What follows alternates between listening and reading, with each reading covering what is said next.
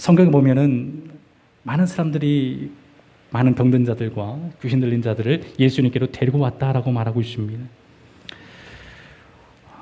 우리가 여기서 주목해야 될 것은 많은 사람들이 자신의 문제를 가지고 자신의 그 어려움을 가지고 예수님께로 나왔다고 하는 것입니다. 믿음이라고 하는 것은 그 모든 문제를 가지고 모든 상황 속에서 모든 고난 가운데 그 문제를 해결할 수 있는 분이 하나님이심을 기억하고 그분께로 그 문제를 가지고 나오는 것입니다. 그분을 의지하는 것입니다. 그분을 바라보는 것입니다. 그렇게 될 때 예수님께서 그들의 그 중심을 보시고 그들의 질병과 그들의 아픔들을 치유해 주시고 모든 문제를 주님이 해결해 주신다고 하는 것입니다. 우리는 모든 상황 속에서 주님을 바라볼 수 있는 믿음의 눈을 가져야 됩니다. 우리의 시선이 하나님께 고정되어 있어야 된다는 거죠. 근데 우리의 삶에 많은 어려움이 찾아오고 문제가 생기고 고난이 찾아올 때 우리의 영적인 눈을 가리는 역할을 그것들이 하게 된다는 겁니다. 문제 때문에 하나님을 바라볼 수가 없는 거예요. 어려움 때문에 주님을 의지할 수 없도록 만듭니다. 모든 상황들이 하나님을 바라볼 수 없도록, 하나님을 온전히 의지할 수 없도록 상황들이 우리의 삶을 지배하고 있을 때, 믿음이라고 하는 것은 그 문제 가운데 주님을 바라보고 문제를 가지고 주님께 나와 주님 앞에 모든 걸 맡기는 것입니다. 주님이 나의 문제를 해결해 주시기를 간구하고 바라보는 것이죠. 이것이 바로 믿음인 것입니다. 따라서 우리는 지금의 우리 모든 상황, 코로나로 인해서 많은 어려움을 당하고 문제 가운데 주님을 볼 수 없는 꽉 막힌 상황에서 우리가 해야 할 일은 우리의 상황 속에서 주님을 바라보는 것입니다. 천지를 지으신 그 하나님을 바라보는 것입니다. 문제를 해결하실 그 하나님을 의지하는 것입니다. 그렇게 될 때 친히 하나님이 우리 문제를 고쳐주시는 겁니다. 해결해 주시는 것입니다. 하나님 살아계심을 나타내 주신다고 하는 것이죠. 많은 사람들이 예수님께 몰려오게 되었을 때 예수님은 게네사렛 호숫가에 그물을 싣는 배를 보시고 한 배에 올라타십니다. 그리고 육지에서 좀 떼기를 청하시고 배에 앉아 복음을 전하는 말씀을 전하십니다. 하나님 말씀을 전하신다라는 것이죠. 예수님께서 그들의 병을 고쳐주시고 귀신을 쫓아주신 목적은 하나님의 나라의 복음을 전하기 위함입니다. 주의 말씀을 전하기 위함이라는 것이죠. 예수님은 그들이 하나님 말씀을 듣고 하나님 나라에 대해서 영적인 눈이 열려지기를 예수님은 원하신 것입니다. 기적과 이적을 행하는 것은 주의 말씀을 듣게 하기 위한 하나의 하나님의 통로가 되는 것이죠. 배에서 주의 말씀을 가르치시고 그리고 그 배의 주인이 베드로의 배인데 말씀을 다 전하시고 깊은 데로 가서 그물을 던지라, 그물을 내려라고 말하고 있습니다. 이 배라고 하는 것은 어부에게 사업장이죠. 근데 예수님께서는 그냥 올라타시는 거예요. 그 배에 그냥 올라타시는 겁니다. 어떻게 보면은 무례한 행동일 수도 있죠. 아니 주인의 허락도 안 받고 그냥 배에 올라타셔서 육지에 좀 떼기를 청하시고 거기에서 말씀을 전하시는 예수님의 모습.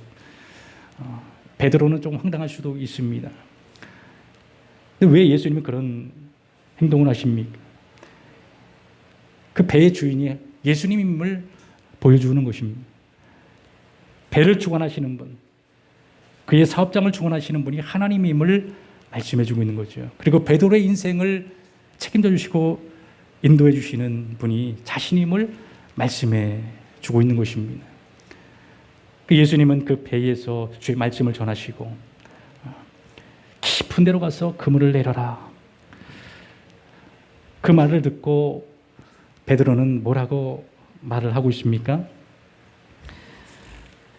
선생님이요, 우리들이 밤이 새도록 수고하였으되 잡은 것이 없지만은 말씀에 의지하여 내가 그물을 내리리이다.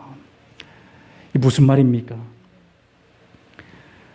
베드로는 지금 밤새도록 고기를 잡고 돌아왔지만 한 마리도 잡지 못한 거예요. 밤새 수고했지만 한 마리도 걷지 못한 베드로의 모습, 육신적으로 지치고 마음적으로 답답한, 실망하고 낙심한 그런 모습으로 배를 정리하고 있는 것입니다. 여러분, 얼마나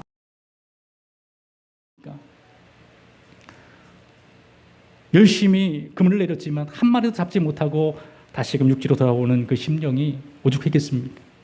더 이상 그물을 내릴 수 있는 힘을 잃어버리는 거예요. 더 이상 뭘 할 수 있는 의지를 상실해버리는 것입니다.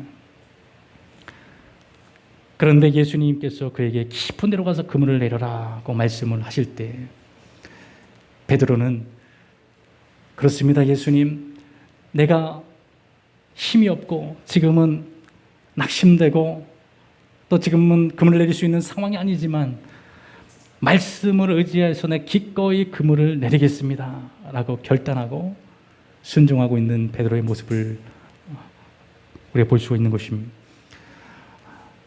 우리 모든 상황 속에서 낙심되고 절망스러운 그런 모든 상황 속에서 하나님의 말씀을 의지할 수 있는 육체적인 어떤 에너지와 마음의 준비가 안 돼 있지만 그러나 하나님이 말씀하시기에 우리는 그 말씀에 기꺼이 순종할 수 있는 믿음이 우리에게 필요하다라는 것입니다.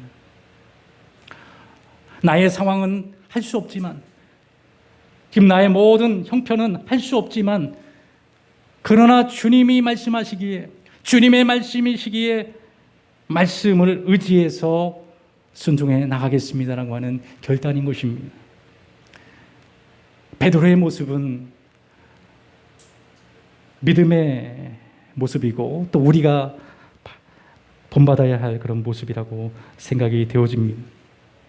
우리의 상황과 처지는 할 수 없지만 말씀을 의지해서 나갈 수 있는 용기와 담대함이 우리에게 필요하다라는 것입니다. 우리의 상황과 우리의 모든 형편은 하나님의 말씀에 순종할 수 없도록 늘 역사하고 있다는 거예요. 우리의 상황은 하나님을 예배할 수 있도록 하나님을 섬기고 순종할 수 있도록 늘 우리 환경이 준비되어 있는 것이 아니라는 것입니다. 우리의 환경과 상황은 어둠의 세력과 귀신의 역사로 말미암아 주의 말씀을 듣지 못하도록 주의 말씀에 순종하지 못하도록 계속해서 역사하고 있다는 것입니다. 그런 상황 속에서 우리는 주님을 바라보지 못하고 주의 말씀을 듣지 못하고 주님의 말씀대로 살지 못하는 삶을 계속해서 우리가 살아가고 있다는 거죠. 그러나 그런 모든 상황 속에서 하나님의 말씀을 의지할 수 있는 믿음의 용기, 담대함이 우리에게 필요하다는 것입니다.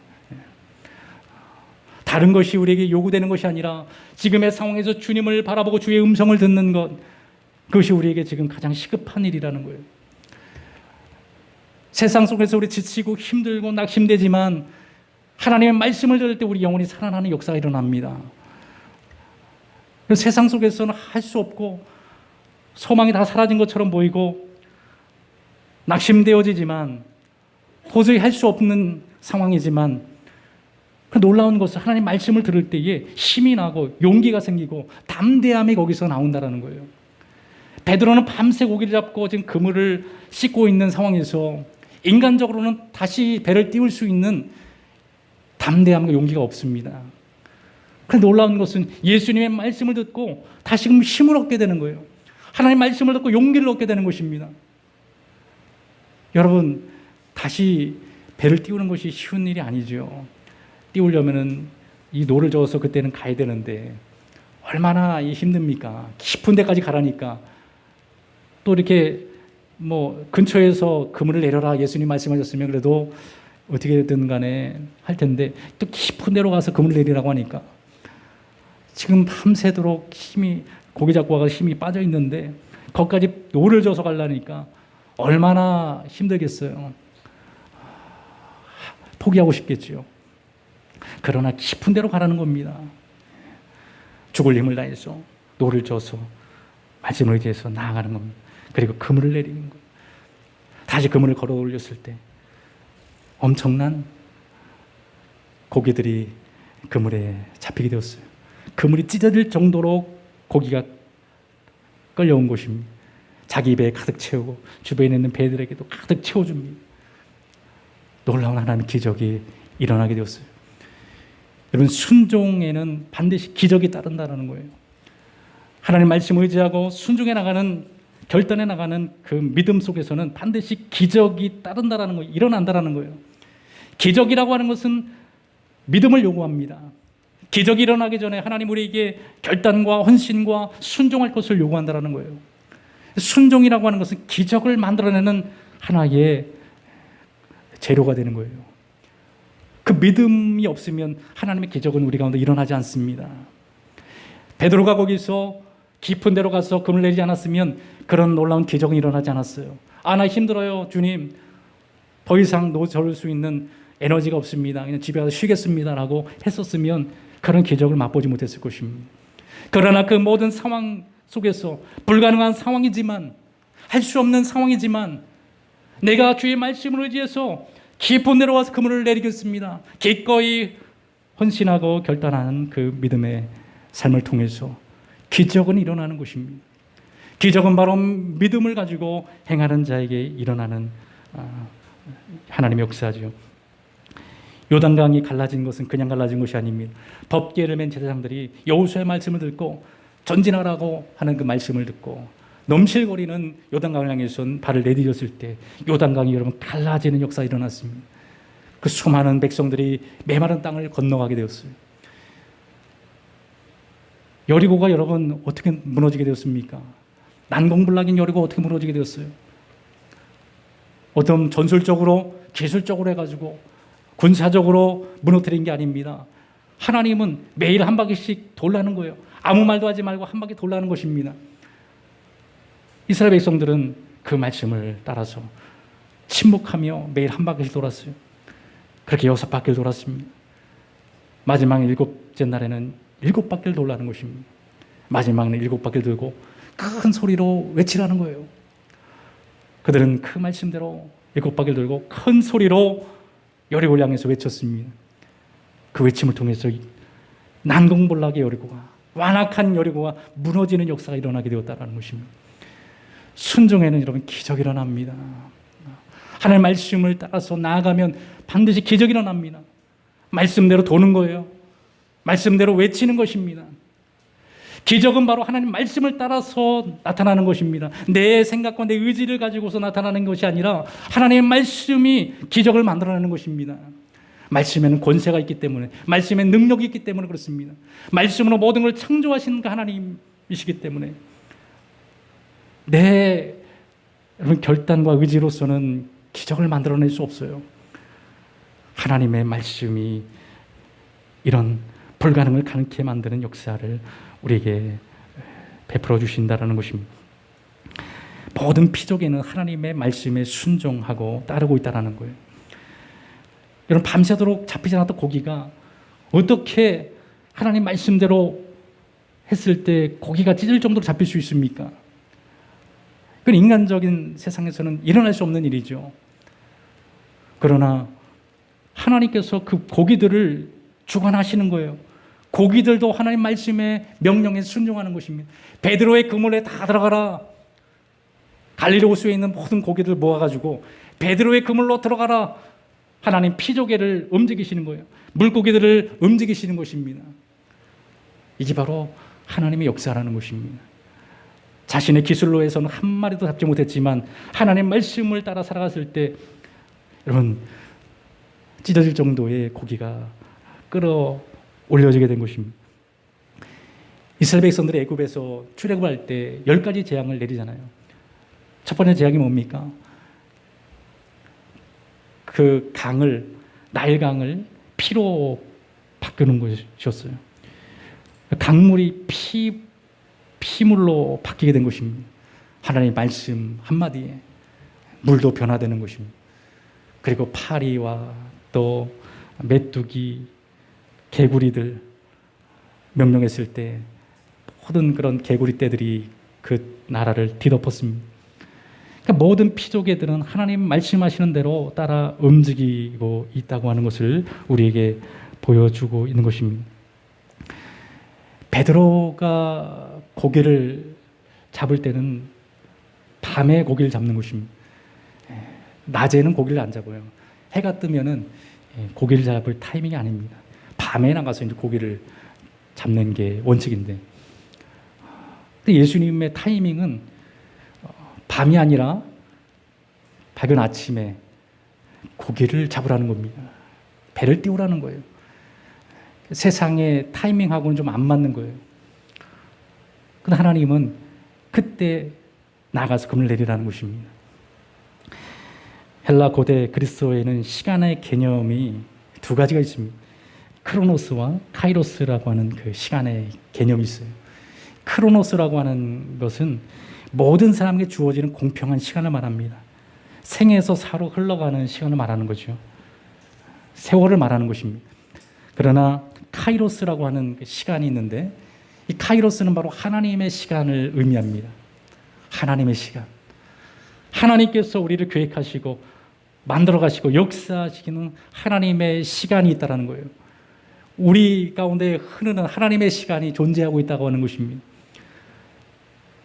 우리 믿음의 사람들은 크로노스와 같이 그냥 세월의 시간에 흘러가는 인생이 아니라 카이로스, 하나님의 시간에 맞춰서 우리는 흘러가는 인생이라는 거예요.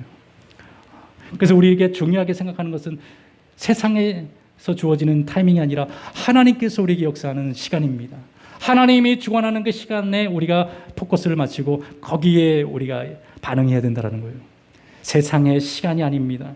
하나님께서 나를 계획하시고 만들어 가시고 역사하는 그런 시간에 우리가 순종하고 따라가야 된다는 거죠. 우리 모두에게는 하나님께서 만들어 놓은 시간들이 있습니다. 하나님의 시간이 흘러가고 있습니다. 요셉의 시간을 보면 요셉은 형들에 의해서 미움을 받고 버림을 받는 시간이 있었어요. 보디발의 가정에 팔려가는 시간이 있었습니다. 감옥에 갇히는 그런 시간이 있었어요.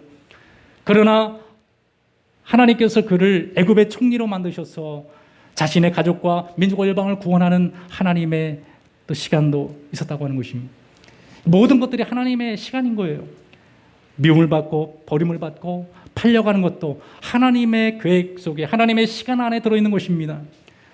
그를 통해서 애굽의 총리가 되게 하시고 하나님의 영광을 드러내기 위한 모든 것들이 하나님의 시간 안에서 흘러가게 된 것이죠. 다윗 왕이 왕위에 오를 때 그냥 오른 것이 아니라 하나님의 시간에 의해서 그가 왕이 되고 왕의 자리에 오르게 되었다고 하는 것입니다. 사무엘이 그에게 기름을 부을 때가 있었어요. 또 거인 골리앗, 블레셋 장군을 물맷돌 하나로 물리치는 시간이 존재했습니다. 그렇다고 해서 그가 바로 왕위의 자리에 오른 것이 아니었어요. 골리앗을 물리치고 난 이후에 바로 왕위에 오른 것이 아니라 오히려 사울에게 미움을 받았어요. 사울이 그를 증오했습니다. 그를 죽이려고 했어요. 그리고 난 이후에 다윗은 도망치는 삶을 살아가게 됩니다. 10년이라는 세월을 도피 생활을 하게 되는 거예요. 사울은 끊임없이 그를 죽이려고 합니다. 원수들을 싸우고 적군과 싸워서 이길 생각이 아니라 그 다윗을 죽이려고 끝까지 계속 따라다니는 거예요. 결국 사울은 전쟁터에서 그 모든 아들들과 죽음을 당하게 됩니다. 그리고 이스보셋이 왕위를 차지하게 되는데요. 하나님의 뜻이 아니었죠. 하나님이 이미 다윗에 기름을 부었지만 이스보셋이 그 자리를 차지한 거예요. 그래서 통치를 하게 됩니다. 다윗은 헤브론에서 유다만을 이제 다스리는 왕으로서 7년 반을 세월을 하게 됩니다.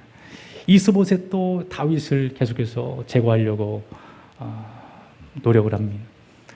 그러나 마침내 7년 반이라고 하는 또 세월을 통해서 온 이스라엘의 왕이 될 수 있었고 왕으로 등극할 수 있었습니다. 그리고 그 나라뿐만 아니라 다윗이 다스리는 왕정 시대에 전 세계를 다스리는 그런 하나님의 나라가 이루어지는 축복이 임하게 되었다고 하는 것이죠. 하나님의 시간, 하나님의 역사하는 타이밍, 하나님의 사람들은 그 시간을 따라서 순응하는 삶을 살아야 되고 하나님 역사할 그 타이밍 가운데 순종해 나갈 수 있는 그런 민첩함과 영적인 담대함이 필요하다라는 것입니다. 그들은 세상의 시간에 흘러가는 인생이 아니었습니다. 오직 하나님의 말씀과 하나님의 시간을 통해서 왕이 되어지고 총리가 되어지게 되었다고 하는 것입니다. 우리의 신앙과 우리의 삶 속에서도 하나님의 시간, 카이로스의 시간이 존재하고 있다는 거예요. 지금 세상에서 일어나는 모든 일 가운데서도 하나님의 역사는 계속되어지고 우리를 통해서 하나님의 역사는 만들어져 가고 있다고 하는 것입니다. 우리는 이 상황에서 주님을 바라보고 하나님을 의지할 수 있는 우리에게 믿음이 필요하고 베드로와 같이 깊은 데서 금을 내리라고 하는 하나님 말씀을 듣고 지금 내 몸과 내 상황은 할 수 없는 상황이지만 그러나 내가 말씀을 의지해서 결단하고 기꺼이 순종해 나가겠습니다. 그런 결단과 헌신을 통해서 하나님의 역사하는 그 타이밍 가운데 반응을 하게 된 거지요. 그것을 통해서 하나님의 놀라운 역사가 일어나게 되고 그리고 나서 예수님께서는 베드로를 고기 잡는 어부가 아니라 내가 너를 사람 낳는 어부로 만들겠다라고 하면서 그를 제자로 삼아주셨습니다. 여러분 지금의 모든 상황에서 주를 바라보고 말씀을 따라 말씀을 의지할 수 있는 여러분들 되길 바랍니다. 말씀이 우리의 삶을 끌고 가도록 해야 돼요. 말씀이 우리의 삶을 이끌어 가도록 우리 말씀을 따라가야 됩니다. 세상에 우리가 끌려가는 인생이 아니라 세상의 흐름 속에서 같이 흘러가는 인생이 아니라 하나님의 말씀이 우리의 삶을 이끌어갈 수 있도록 말씀에 우리는 더 귀를 기울이고 이럴 때일수록 우리는 더 주님을 사모하여 주님을 가까이 할 수 있는 믿음이 되어야 된다고 하는 것이죠. 여러분 오늘 이 말씀이 여러분들에게 그대로 이루어지길 원하고 여러분들의 결단과 순종과 헌신을 통해 하나님의 놀라운 기적을 경험하고 주의 나라를 이루어나가는 우리 모든 신앙 되기를 주의 이름으로 축원하겠습니다.